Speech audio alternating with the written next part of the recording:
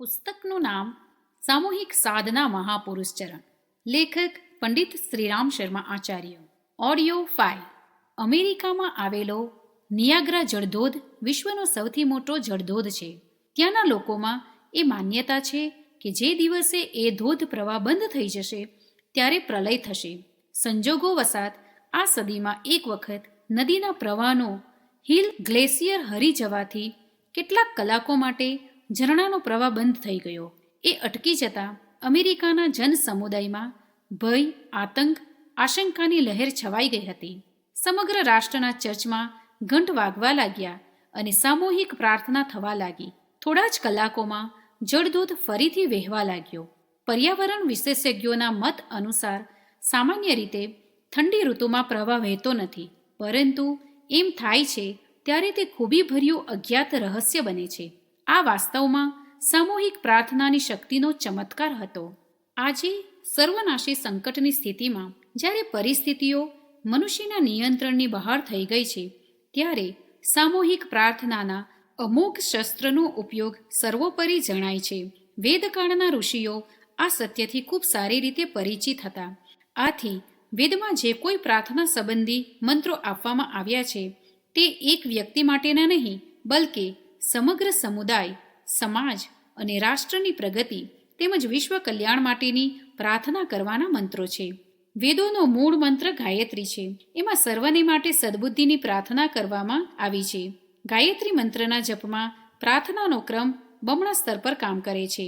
એક તો આ પોતાના ઈષ્ટ મહાપ્રાણ સૂર્ય સવિતા દેવ પાસેથી પ્રકાશ, ઉર્જા અને સત્પ્રેરણાને આકર્ષિત કરે છે, જેને ધારણ કરવાથી સાધક પ્રત્યેક સ્તર પર સમર્થ, સશક્ત અને પરિપૂર્ણ બનતો જાય છે. બીજું, સર્વ માટે સદબુદ્ધિની પ્રાર્થનાની સાથે સમગ્ર વાયુમંડળમાં સુખ, શાંતિ, આરોગ્ય, સદભાવ, પ્રેમના ભાવ પ્રવાહને મોકલે છે, જેનાથી વાતાવરણ દિવ્ય તરંગોથી ભરાઈ જાય છે. નિશ્ચિત રૂપથી આ રોગ, શોક, દ્વેષ, કલહ, અશાંતિથી દૂષિત વાતાવરણને સુધારવામાં પોતાની વિશિષ્ટ ભૂમિકા ભજવે છે.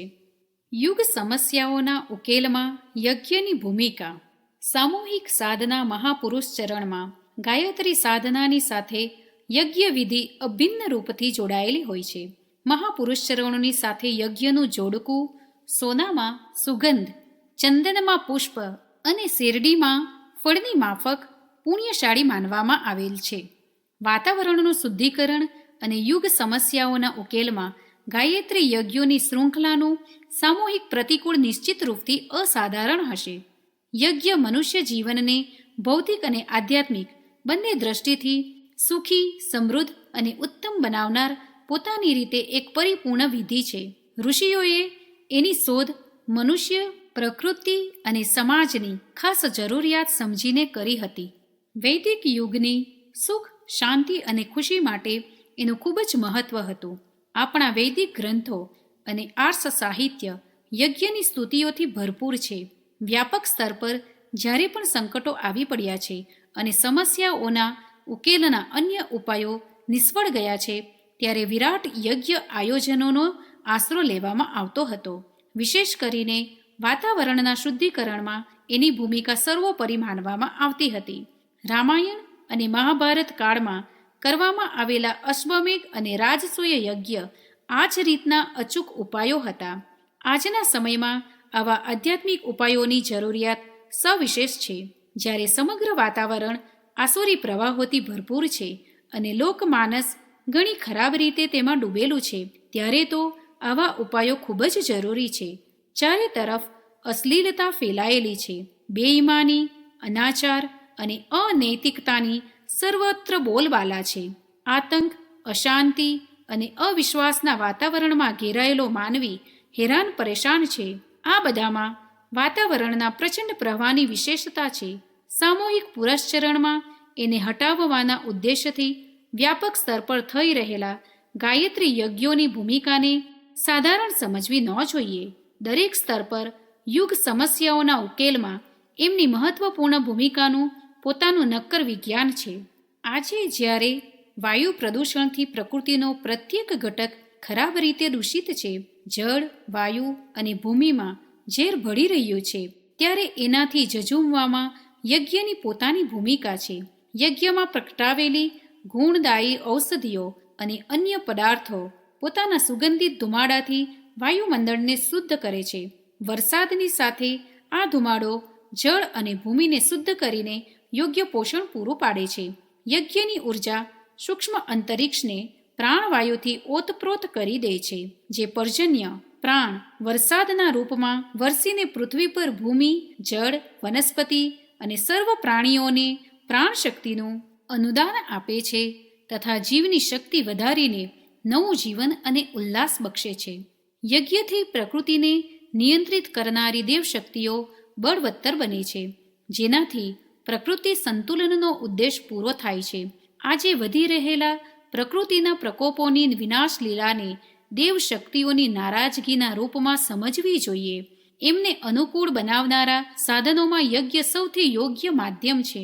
શરીર અને મનથી બીમાર અને દુર્બળ માનવી માટે યજ્ઞ સ્વાસ્થ્ય અને નિરોગીપણાનું વરદાન સાબિત થાય છે.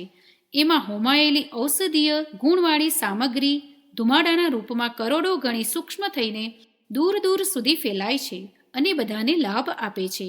મંત્રશક્તિ અને યજ્ઞ ઉર્જાની સંયુક્ત અસરથી યજ્ઞ માનસિક રોગોના ઉપાયોમાં અદ્ભુત રીતે કામ કરે છે. શુદ્ધ ઉચ્ચારથી ઉત્પન્ન મંત્રશક્તિ યજ્ઞમાં હાજર લોકો પર શબ્દભેદી બાણની માફક પોતાની અસર કરે છે, જે તેમના જીવનમાં ઊંડી ઘૂસી ગયેલી ખરાબીઓને સુધારવામાં ચમત્કારિક અસર કરે છે. આસપાસના વાતાવરણમાં પણ દૂર દૂર સુધી એના દિવ્ય તરંગોનો સાત્વિક ઘેરાવો શાંતિ અને સદભાવભરી અસર સર્જે છે. સાત્વિક અસરથી વ્યક્તિઓની મનોભૂમિમાં આળસ, આવેગ, કામ, ક્રોધ, ઈર્ષા, દ્વેષ, દુર્ભાવ જેવા માનસિક ઉદ્વેગો શાંત થવા લાગે છે અને વ્યક્તિમાં સદભાવ, સહયોગ, સંયમ, સદાચાર, શ્રદ્ધા જેવા સદ્ગુણો આપોઆપ આવવા લાગે છે. આ રીતે દુર્બુદ્ધિ દુર્ભાવથી સર્જાયેલી કેટલાય પ્રકારની સમસ્યાઓ આપોઆપ ઉકેલાઈ જાય છે. અનેક મૂંઝવણો, ચિંતાઓ, ભય વગેરે જડમૂળથી નાશ પામે છે. વિરાટ સ્તર પર થયેલા અશ્વમેઘ યજ્ઞોમાં આ સત્યને વ્યાપક સ્તર પર પ્રત્યક્ષ જોઈને બધા લોકો આશ્ચર્યચકિત થયા હતા.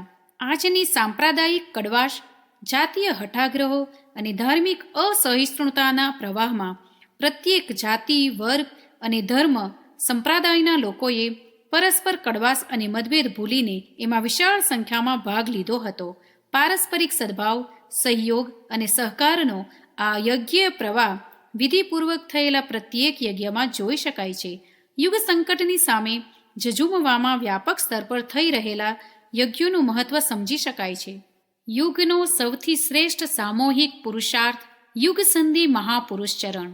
યુગ સંકટના મૂળમાં રહેલ આસ્થા, શ્રદ્ધા, સંકટ કે જેનો કોઈ સ્થૂળ ઉપાય શક્ય નથી, તેનું નામ પૂજ્ય ગુરુદેવે યુગના મહાદૈત્ય તરીકે આપ્યું હતું. સમગ્ર વાતાવરણમાં ફેલાયેલ અને લોકમાનસના હૃદયના ઊંડાણમાં પેસી ગયેલ આ અસુરનો ઉપાય ભાવ શ્રદ્ધાની શ્રેષ્ઠતા દ્વારા જ થઈ શકે છે. ઈશ્વરીય ઈચ્છા અને યોજના હેઠળ યુગ શક્તિ ગાયત્રીના રૂપમાં આ વિશિષ્ટ ઉપાય જન્મ્યો. પૂજ્યવરે પોતાના ભાગીરથી પુરુષાર્થ દ્વારા એને જનજનમાં સ્થાપિત કરી દીધો. એના સામૂહિક અનુષ્ઠાનના રૂપમાં યુગના આસ્થા સંકટને દૂર કરવા માટે વર્ષ 1980થી જ પ્રજ્ઞા પુરુષચરણ ચાલી રહ્યું હતું. યુગ સંધિના અંતિમ 12 વર્ષને પૂજ્ય ગુરુદેવે વિશેષ ઉથલપાથલ ભર્યા કઠિન સમય બતાવ્યો અને સામૂહિક સાધના પુરુષાર્થને વિશેષ પ્રખર બનાવવા માટે યુગ સંધિ મહાપુરુષચરણનું સ્વરૂપ બનાવ્યું, જેનો શુભારંભ વર્ષ 1988ની આસો નવરાત્રિથી થયો. 12 વર્ષ સુધી ચાલનાર આ મહા અનુષ્ઠાનની પૂર્ણાહુતિ 2001ની વસંત પંચમી નક્કી થઈ. એના દૂરગામી પરિણામોની બાબતમાં પરમ પૂજ્ય ગુરુદેવ લખે છે, આ યુગનું સૌથી શ્રેષ્ઠ ધર્માનુષ્ઠાન છે. એના પરિણામો દૂરગામી હશે. પુરુષચરણમાં ભાગીદાર પ્રતિભાવાન વ્યક્તિત્વ અને આત્મબળ પ્રાપ્ત કરશે. વાતાવરણમાં દૈવી તત્વોની વૃદ્ધિ થવાથી વિશ્વ કલ્યાણની સંભાવના વધશે. લોક સમુદાયમાં સત્પ્રવૃત્તિઓનો એવા પ્રવાહ પેદા થશે કે સુખ શાંતિની સંભાવના સતત વધતી જશે. એની અંદર પરિજનોની 3 ભૂમિકાઓ બતાવી હતી. 1. લોકમંગળના માટે હાથ ધરવામાં આવતા પ્રત્યક્ષ ઉપાયોમાં સહયોગ આપવો. 2. વિચાર ક્રાંતિને વિશ્વવ્યાપી બનાવવા અર્થે વિશિષ્ટ ભૂમિકા ભજવવી. 3. સામૂહિક અધ્યાત્મ સાધનાથી સૂક્ષ્મ વાતાવરણમાં ફેલાયેલી પ્રતિકૂળતાને અનુકૂળતામાં ફેરવવી. આ મૂળ ઉદ્દેશોને ધ્યાનમાં રાખીને આ 12 વર્ષના ગાળામાં તમામ પ્રવૃત્તિઓનું સંચાલન શાંતિકુંજથી થયું છે. આ દરમિયાન કેટલીય સરકારી બિનસરકારી સ્તરની યોજનાઓમાં હકારાત્મક ભાગીદારી અને પ્રશિક્ષણથી લઈને રાષ્ટ્ર નિર્માણના વિવિધ પ્રયોગો થયા છે. યુગ સાહિત્યની પૂરતા પ્રમાણમાં રચના, અન્ય ભાષાઓમાં અનુવાદ અને વિસ્તાર થયો છે. મિશનની અખંડ જ્યોતિ સહિત બધી પત્રિકાઓ 5 ગણી વધી છે. લોકમાનસને યુગ ચેતના સાથે જોડવા માટે દીપયજ્ઞો અને બૌદ્ધિક સંમેલનોની પરંપરાએ વિચાર ક્રાંતિના ક્ષેત્રમાં એક મોટું કાર્ય કર્યું છે. શાંતિકુંજમાં ચાલી રહેલા યુગશિલ્પી સત્રોમાં લાખો લોકો ભાગીદાર બનીને એના પ્રકાશનોનો વિસ્તાર કરવામાં જોડાઈ ગયા છે. પરમ પૂજ્ય ગુરુદેવના મહાપ્રયાણ પછી તેમના સૂક્ષ્મ સંરક્ષણમાં શ્રદ્ધાંજલિ સમારંભ અને શપથ સમારંભથી લઈને દેવ સંસ્કૃતિ દિગ્વિજયના 27 અશ્વમેઘ યજ્ઞો પરમ વંદનીય માતાજીના માર્ગદર્શન હેઠળ થયા. આ અશ્વમેઘ યજ્ઞો દ્વારા નવસર્જન માટે સંકલ્પિત સંગઠનોને ગતિ મળી છે અને યુગ ચેતનાને વિશ્વવ્યાપી બનાવવામાં મહત્વની ભૂમિકા ભજવાય છે. સન 1994ના ભાદરવા માસની પૂનમના દિવસે પરમ વંદનીય માતાજીનું ગુરુ સત્તાની સાથે વિલીનીકરણ થયા પછી તેમના સૂક્ષ્મ સંરક્ષણમાં ભારત અને વિશ્વમાં વિરાટ આયોજનો થયા છે. સાથે જ દેવ સંસ્કૃતિ પ્રકાશને ફેલાવતા સંસ્કાર મહોત્સવોની સંખ્યા 400ને વટાવી ગઈ છે. ભારતીય સંસ્કૃતિના લક્ષ્યાંકો ગામડાઓ, શહેરો અને મહાનગરોમાં રહેનારા લગભગ 4 કરોડથી વધુ લોકો સુધી પહોંચી ગયા છે. વિશ્વના લગભગ 80 દેશોમાં પ્રવાસી ભારતીયો દ્વારા મિશનનો વિસ્તાર અખિલ વિશ્વ ગાયત્રી પરિવારના રૂપમાં થઈ ગયો છે. મહાપુરુષ ચરણનું ત્રીજું પાસું હતું સૂક્ષ્મ જગતનું શુદ્ધિકરણ અને ભવિષ્યને ઉજ્જવળ બનાવવા અર્થે સામૂહિક ઉપાસનાત્મક પરાક્રમ તથા મનુષ્યમાં દેવત્વનો ઉદય અને ધરતી પર સ્વર્ગનું અવતરણ સંભવ બનાવવા માટે સામૂહિક મહાસાધનનું નિયોજન. સામૂહિક ઉપાસનાની અંદર 24 લાખ ગાયત્રી પરિજનો મારફત દરરોજ 24 કરોડ ગાયત્રી જપનું પ્રારંભિક લક્ષ્ય રાખવામાં આવ્યું હતું. જોવામાં હિમાલય જેવો વિરાટ તે સંકલ્પ 24 લાખ પરિજનો દ્વારા એક માળા જપ અને સવિતાના 5-10 મિનિટના ધ્યાન દ્વારા પૂરો થઈ જાય છે. આ દિવ્ય પુરુષચરણ ગાયત્રી તીર્થ શાંતિકુંજ હરિદ્વારથી શરૂ થઈને સમગ્ર વિશ્વમાં છેલ્લા 11 વર્ષથી તીવ્ર ગતિથી આગળ વધ્યું છે. જેમાં 2400 કરોડથી વધુ જપ તો માત્ર કેન્દ્રમાં જ પ્રત્યેક વર્ષ પરિપૂર્ણ થયા છે. આ માત્રના જપથી એના વિરાટ સ્વરૂપની કલ્પના કરી શકાય છે. દેશ વિદેશમાં ફેલાયેલી 2400 ગાયત્રી શક્તિપીઠો અને 24,000 પ્રજ્ઞા સંસ્થાઓમાં આ પ્રક્રિયા સાપ્તાહિક સત્સંગોના રૂપમાં રાખવામાં આવી હતી, જેમાં 24 લાખ પરિજનોએ ભાગ લીધો છે. સાપ્તાહિક સત્સંગોમાં રવિવારના દિવસે સામૂહિક ગાયત્રી ચાલીસા પાઠ, દીપયજ્ઞ, અડધો કલાક ગાયત્રી જપ સાથે સૂર્ય ધ્યાન, યુગ સંગીતનું સામૂહિક ગાન, સવિતા સ્ત્રોતનું સ્તવન, પરસ્પર સાહિત્યના સ્વાધ્યાયના સત્સંગની વ્યવસ્થા હતી. ગુરુ સત્તાના આદેશ મુજબ આ 12 વર્ષોમાં 9 દિવસના ગાયત્રી અનુષ્ઠાનોની શૃંખલા શાંતિકુંજમાં સતત ચાલુ રાખવામાં આવી છે. એમાં પ્રત્યેક વર્ષે નિષ્ઠાવાન પરિજનોએ ઓછામાં ઓછું એક અનુષ્ઠાન ગાયત્રી તીર્થની સંસ્કારિત ભૂમિમાં કર્યું અને વિરાટ સામૂહિક જપ યજ્ઞમાં પોતાનો ફાળો આપ્યો છે. આ અનુષ્ઠાનમાં ગાયત્રી જપની સાથે સૂર્યની ધ્યાન ધારણાને વિશેષ રૂપથી સામેલ કરવામાં આવી હતી. મહાપૂર્ણાહુતિ તરફ વધતું આયોજન. યુગના આ અભૂતપૂર્ણ સામૂહિક સાધના અનુષ્ઠાનની પ્રથમ પૂર્ણાહુતિ ગુરુ સત્તાની જન્મભૂમિ આગ્રા જિલ્લાના આવલખેડા ગામમાં સન 1995ના નવેમ્બર મહિનામાં પૂરી થઈ હતી. એમાં 50 લાખથી વધુ લોકોની હિસ્સેદારી હતી. મહાપૂર્ણાહુતિ તરફ આગળ વધતા સામૂહિક અનુષ્ઠાનને વિશેષ ગતિ આપવા માટે વર્ષ 1999ને સાધના વર્ષના રૂપમાં મનાવવામાં આવ્યું.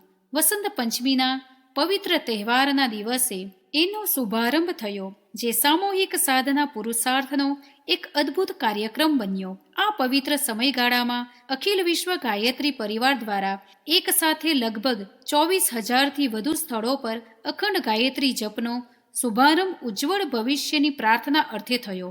આ જપનો ક્રમ પોતાની રીતે એક યુગ પરિવર્તન લાવનાર પ્રસંગ હતો. 1 લાખથી પણ વધુ સાધકો દ્વારા સાધના વર્ષનો શુભારંભ યુગ સંધિ મહાપુરુષચરણનો અંતિમ તબક્કાનો એક મહત્વપૂર્ણ પ્રસંગ હતો. આ દરમિયાન સાધના વર્ષની સાધના ઉપરાંત એક માળા સામૂહિક ગાયત્રી મંત્રના જપ ધર્મયુદ્ધ, રક્ષા અનુષ્ઠાન, વિનાશ નિવારણ અને વિશ્વ શાંતિ માટે વિશિષ્ટ આહુતિઓની સાથે કરવામાં આવ્યા. 12 વર્ષ પહેલા શરૂ થયેલું દરરોજનું 24 કરોડ સામૂહિક ઉપાસનાત્મક અનુષ્ઠાનનું લક્ષ્ય આજે આગળ વધીને 24 કરોડ મંત્રજપ સુધી પહોંચી ગયું છે. એમાં જપકર્તાઓની સંખ્યા વધતી રહી છે. હવે આ અંતિમ સોપાનમાં યુગ સંધિ અનુષ્ઠાન પોતાની પૂર્ણાહુતિની તરફ તીવ્ર ગતિથી આગળ વધી રહ્યું છે. મહાપુરુષચરણના અંતિમ વર્ષને પૂર્ણાહુતિ વર્ષના રૂપમાં મનાવવામાં આવી રહ્યું છે. એને કેટલાય સોપાનોમાં પૂરું કરવામાં આવનાર છે. એના પ્રથમ સોપાનમાં સર્વ સંપ્રદાયોની ભાગીદારીની સાથે ડિસેમ્બર 1999ની 3જી તારીખે એક વિરાટ આયોજન સમગ્ર ભારતમાં એક સાથે યોજાયું. આ આયોજન ભારતમાં પોલિયો નિવારણના રાષ્ટ્રીય કાર્યક્રમની પૂર્વ વેળામાં જનચેતના જાગરણ, સમગ્ર વિશ્વને શરીર અને મનથી રોગમુક્ત કરવાના ઉદ્દેશ્યથી થયું.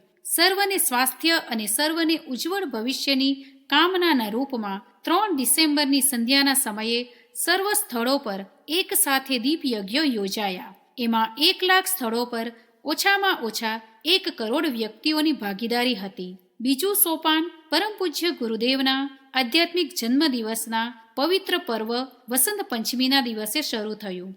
એમાં સર્વ સ્થળો પર એક સાથે મહાદીપ યજ્ઞ યોજવામાં આવ્યા. ત્રીજું અને ચોથું સોપાન વિરાટ મંથનના રૂપમાં ગ્રામ પંચાયતોથી શરૂ થઈને લગભગ 50 પ્રાંતીય સ્તરના સ્થાનો પર વિરાટ દીપ યજ્ઞોની સાથે ગાયત્રી જયંતિ 11 જૂન 2000ના દિવસે પૂર્ણ થયું. એની સાથે વિરાટ તીર્થયાત્રા અભિયાન પણ ચાલી રહ્યું હતું. 5મા સોપાનમાં મહાપૂર્ણાહુતિનું ઐતિહાસિક મહાપર્વ 1 કરોડ ભાગીદારોની આહુતિઓ સાથે પરિપૂર્ણ થશે. ઈશ્વરીય ઈચ્છા અને સંકલ્પથી જોડાયેલ આ સામૂહિક સાધનાનો પુરુષાર્થ ચોક્કસ અદૃશ્ય પ્રવાહને શુદ્ધ કરવાનો એક અચૂક મહાપ્રયોગ સાબિત થશે અને ભાગીદારો માટે વિનાશથી બચવાનું એક સુરક્ષા કવચ પૂરું કરશે. મનુષ્યમાં દેવત્વનો ઉદય અને ધરતી પર સ્વર્ગના અવતરણનો પાયો એનાથી તૈયાર થશે. ગુરુ સત્તાની 21મી સદી ઉજ્જવળ ભવિષ્યની ઘોષણાને એ ચરિતાર્થ કરશે. ચાલો આપણે બધા દુર્લભ ઐતિહાસિક અવસર પર આપણી પુણ્ય ભાગીદારી ભજવતા રહીને ઈશ્વરીય સંકલ્પની સાથે જોડાઈ જઈએ અને તેની મહાયોજનાના અંગ ઉપાંગો બનતા જઈને જીવનને સફળ અને ધન્ય બનાવવામાં જોડાઈ જઈએ.